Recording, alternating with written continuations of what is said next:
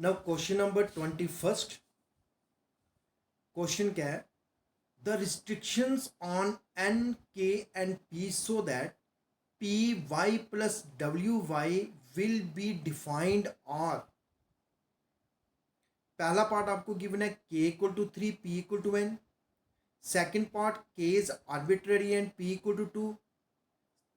Third part is p is arbitrary and k equal to 3। And d part आपको क्या given है? K equal to 2 and p equal to 3। ठीक है।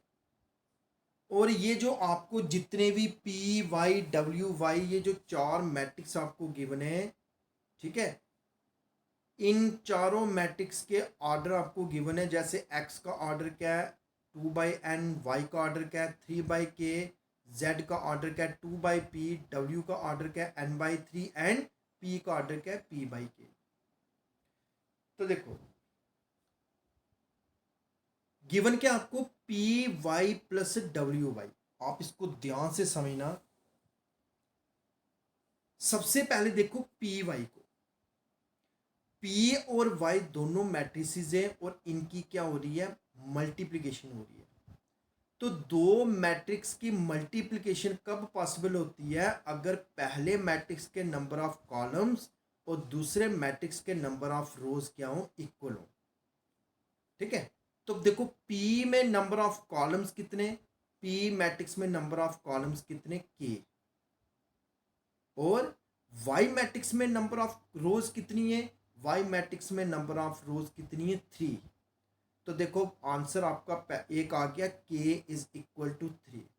अब K is equal to 3 आपका A part में भी है और आपके C पार्ट में भी है। मतलब कि इतना मुझे क्लियर हो गया कि या तो A पार्ट है या तो C पार्ट है। ठीक है। अब आप आ जाओ डब्ल्यू वाई पे। डब्ल्यू और वाई के बीच में भी मल्टीप्लिकेशन हो रही है। तो ये कब पॉसिबल होगा?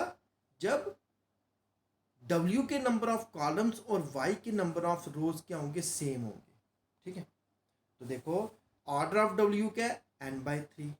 ऑर्डर ऑफ वाई क्या है? 3/k। तो according to the order W Y कब डिफाइन करेगा? जब क्या होगा? जब इन दोनों के प्रोडक्ट का आंसर क्या होगा? आफ्टर मल्टीप्लिकेशन आंसर क्या होता है? Number of rose multiply number of columns. तो डब्ल्यू में देखो नंबर ऑफ रोज कितनी है? n। वाई में देखो नंबर ऑफ कॉलम्स कितने? k। तो दोनों की मल्टीप्लिकेशन के बाद जो आंसर आया वो क्या आएगा? n/k। ठीक है। लेकिन k कितना है? k तो भाई 3 है ना। तो देयरफॉर अच्छा इसको छोड़ दो। अब देखो अब दोनों मैट्रिक्स के बीच में प्लस का साइन है। तो पी वाई का ऑर्डर क्या था? पी वाई का ऑर्डर था p/k। डब्ल्यू वाई का ऑर्डर क्या था? डब्ल्यू वाई का ऑर्डर क्या था? n/k। अब देखो दोनों मैट्रिक्स की एडिशन कब पॉसिबल होती है? जब दोनों का ऑर्डर क्या हो? सेम हो।